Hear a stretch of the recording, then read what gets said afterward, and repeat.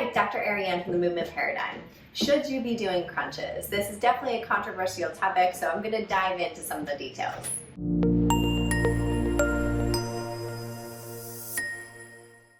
Now let me first start with, I was obsessed with the core starting from my early 20s when I was personal training. And I was really interested in how we could stabilize our spines properly while preventing low back pain and other injuries, but also being able to generate as much force as possible, which led me to understanding the deep core stabilizers. So ultimately, that is your diaphragm, your pelvic floor, the base of the core, the transverse abdominis, which is a natural weight belt, and also the multifidus, which is right along the spine.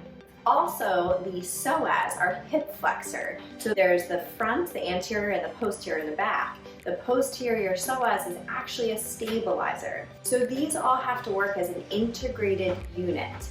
And so when we talk about crunches, what crunches are emphasizing are actually the outer core. So think of our six-pack muscles, our rectus abdominis, our obliques. So are they bad? That's a really good question. So I used to think that yes, all crunches are bad, until I really started to evaluate that more and more and more over the years and realized that, you know what, we have to be able to get out of bed in the morning. We have to be able to flex our spines and use all of those outer muscles. Now, what is the key point that we have to remember is that we have to stabilize first to be able to produce force through those mobilizers, i.e. our six-pack muscle. So in order for us to crunch, we have to bend our spine. So in order for us to do that properly, we have to stabilize underneath first, and that is with those muscles that I mentioned. So stability is defined as timing, sequencing, and coordination.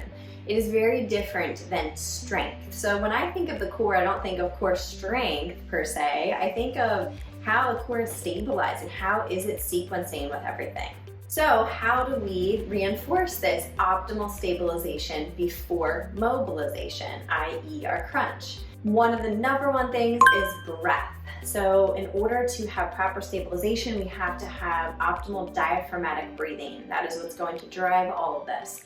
So if we're inhaling through our nose, we're breathing all the way down, allowing this intra-abdominal pressure to build up that goes all the way down to the base of the core. That allows our transverse abdominis, that natural weight belt, to just naturally expand. That's called an eccentric contraction. Our pelvic floor is lengthening. And then as we exhale, the pelvic floor lifts, the transverse abdominis, the weight belt contracts, the diaphragm goes back up to its resting position. It's a beautiful rhythmical dance. Number two is we want to prevent doming. So doming can happen from a diastasis recti, which is separation of this fascial structure in the middle called the linea alba. That can happen from pregnancy, that can happen from just poor stability over time, so many men have it. So we want to prevent doming.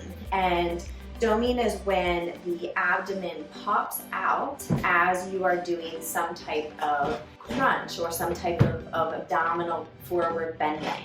So if you feel that doming, that popping out, that means you have to really reintegrate the breath and change the movement to make sure that you're stabilizing underneath, because ultimately that can lead to a lot of serious issues. And number three, regardless of the type of crunch you are doing, you want to think of lifting up as opposed to just pulling your head forward. Okay, so a lot of times we tend to yank on our neck and pull here, and it actually just ends up being a neck exercise, not at all a core exercise.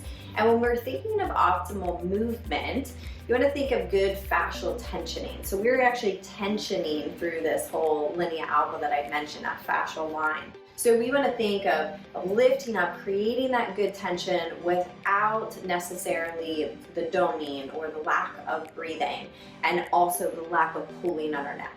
And lastly, I just want to mention a couple things that are indicators that the core is not stabilizing well. And so if you don't have this, you definitely know someone who does. So anyone who has a hernia or a sports hernia, which is also called a core muscle injury, is a perfect example of what I'm referring to, where there was too much demand on those outer muscles and there was a lack of deep intrinsic stabilization. And so that leads to a tearing of the tissue.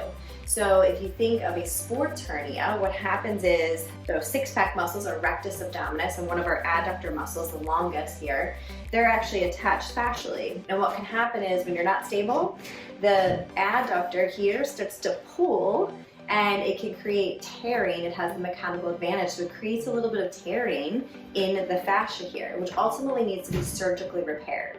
Same thing with a hernia. If you're getting a tear in the abdominal wall, that can lead to a serious medical issue. But I like to think of that as information that this person hasn't been stabilizing for a very long time. So to answer the question, are crunches bad? It depends. It depends how you're doing them.